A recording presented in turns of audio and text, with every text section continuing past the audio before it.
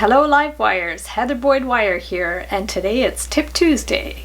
Today I had a special request from Lara. She reached out to me via email and sent me a picture of a necklace she was working on.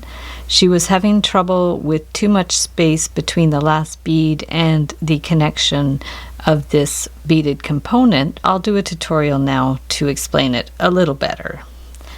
What you're going to need for this project are some beads. You're going to need a chain, and you can use 20 or 18 gauge wire. You'll need your tools as well. You can use the Beadsmith looping pliers to get your loops a consistent size, or you can use some larger round pliers. And if you want to always have the same size loop, you can just mark it with your Sharpie.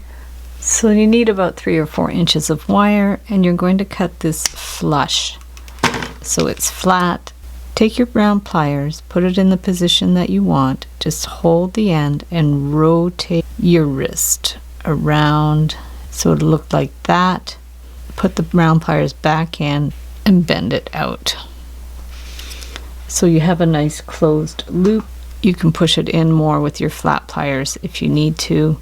And then we're going to add our beads. I have a variety of beads. I have 4mm. I have some spacer beads, 6mm cat's eye beads, another spacer bead, and the miracle bead. So I'm just going to do a few beads, and then we're going to add our pendant. So I made this sun pendant. I'll link up the tutorial for this in the description below. Once your beads are on there, you're going to hold them very snugly and just bend this straight down. And then we're going to cut this to about 1/2 inch, depending on how big your loop is. And then get your round pliers again, hold it in place, and just rotate your wrist so it's closed. You might have to help it out with your flat pliers. And if this is too stiff, just kind of push the beads out a little bit so it has a little bit more movement. To curve it up, just hold the 2 loops and just gently push it up like that to curve it.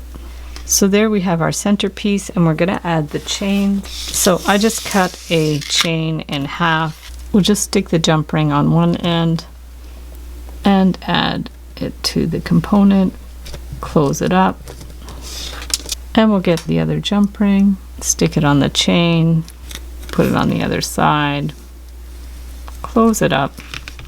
And there you have your beautiful necklace with the little beaded component in the middle. So thanks so much for watching the video. Give it a big thumbs up if you liked it. Be sure to subscribe to my channel for lots more wire art and jewelry making videos. Hit the notification bell to be notified when I go live and when I post new videos.